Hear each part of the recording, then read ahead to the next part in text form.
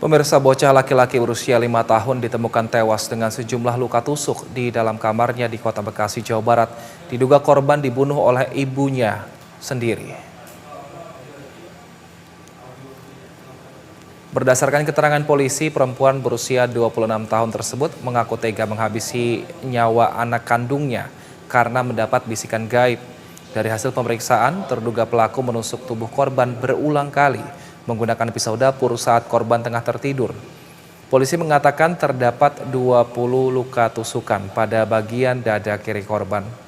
Sebelumnya, korban ditemukan bersimbah darah di dalam salah satu rumah klaster Bergendi, Sumarekon, Bekasi, Jawa Barat. Penemuan jasad bocah berawal dari kerabat ayah korban yang datang ke rumah. Namun sang kerabat tidak diizinkan masuk ke rumah, yang kemudian melapor pada petugas keamanan setempat. Saat ini ibu korban sudah ditahan di Polres Metro Bekasi Kota. Selain ibu korban, ada 2 saksi yang masih intensif dimintai keterangan oleh pihak kepolisian.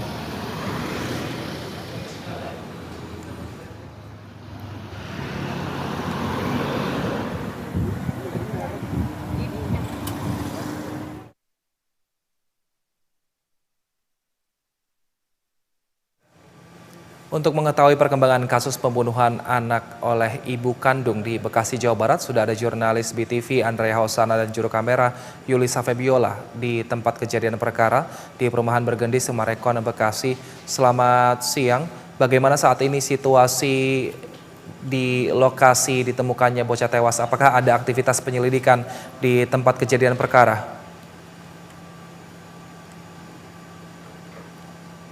Ya, selamat siang pemirsa BTV. Dapat kami informasikan bahwa kejadian pembunuhan seorang anak berusia 5 tahun yang diduga dilakukan oleh ibu kandungnya sendiri ini memang terjadi di perumahan Sumarekon, klaster Bergendi, Bekasi, Jakarta, Jawa Barat maksud kami. Dan memang berdasarkan keterangan bahwa kejadian tersebut terjadi di perumahan dan juga klaster. Namun saat kami tadi tiba di perumahan tersebut, kami dari tim media tidak diizinkan untuk meliput di tempat kejadian perkara, di mana namun informasi yang kami terima bahwa kronologi kejadian ini dapat dilaporkan ini karena adanya sebelumnya ini terdapat tamu yang hadir di rumah dari korban, dan kemudian dari tamu tersebut dilarang untuk masuk, dan saat mereka berhasil masuk ini sudah menemukan jasad korban atau tubuh korban sudah berlumuran dengan darah dan ditemukan di atas kasur di kamar di lantai 2. Dan kejadian ini kemudian langsung dilaporkan kepada petugas keamanan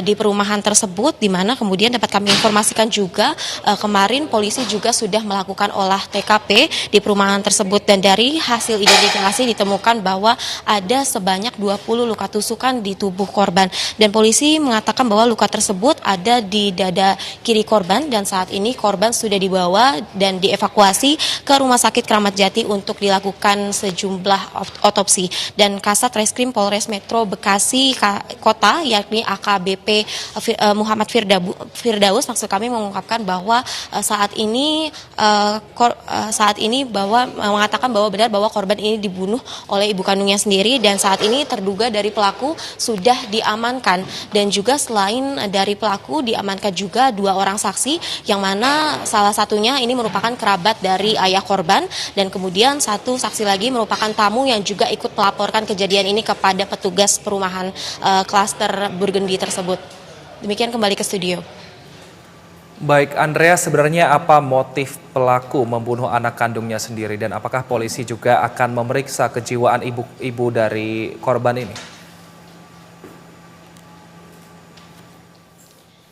Ya pemirsa, dapat kami sampaikan bahwa memang hingga saat ini polisi masih mendalami motif dari pelaku ini melakukan pembunuhan kepada anaknya sendiri, dan hingga saat ini memang belum diketahui sebenarnya apa motif dari teganya seorang ibu ini menusukkan pisau ke tubuh dari anaknya sendiri yang berumur 5 tahun. Namun untuk pengakuan sementara dari pelaku ini mengatakan bahwa ia sebelumnya mendengar bisikan-bisikan gaib, dan untuk saat ini memang dari pihak kepolisian masih mendalami apa saja motif dari pelaku dan juga mendalami pengakuan dari pelaku yang tega untuk membunuh anaknya sendiri. Dan selain itu juga polisi sempat mengatakan bahwa saat menjalani pemeriksaan, ibu korban yang juga merupakan terduga pelaku ini sempat beberapa kali ini tertawa saat pemeriksaan dan juga saat menjawab pertanyaan-pertanyaan dari pihak kepolisian. Dan dengan demikian dari pihak kepolisian ini juga mengatakan bahwa pihaknya ini akan berkoordinasi bersama dengan Asosiasi Psikolog Forensik ini untuk mendalami bagaimana kejiwaan pelaku, dan hingga saat ini kami juga masih menunggu bagaimana hasil dari penyelidikan pemeriksaan polisi maksud kami, dan juga apa saja motif dari pelaku dan apakah untuk pemeriksaan psikologis ini sudah dilakukan oleh pihak kepolisian. Demikian, kembali ke studio. Baik, terima kasih atas laporan Anda, Andrea Hosana dan juru kamera yang bertugas. Selamat bertugas kembali teman-teman.